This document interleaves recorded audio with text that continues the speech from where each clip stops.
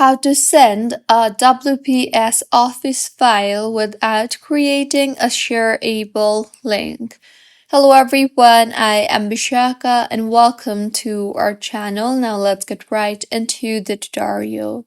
Firstly, go ahead and open the WPS Office on your device and make sure you are signed in. Now tap on the three dots beside the file that you want to share and you will see the option for share to friends. Tap on that and now in the confirmation pop-up that appears, you will see various ways on how you can share your file except for sharing the links such as WhatsApp or Mac or PC, or you can also tap on more and see other options in order to share your file. You can also simply save the file to your device and then go ahead and open the platform where you want to share the file and share it further. So this is how you can send a WPS Office file without creating a shareable link. If you find this tutorial helpful, please like the video and do comment if you have any queries.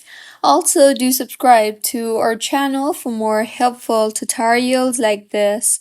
See you on the next one.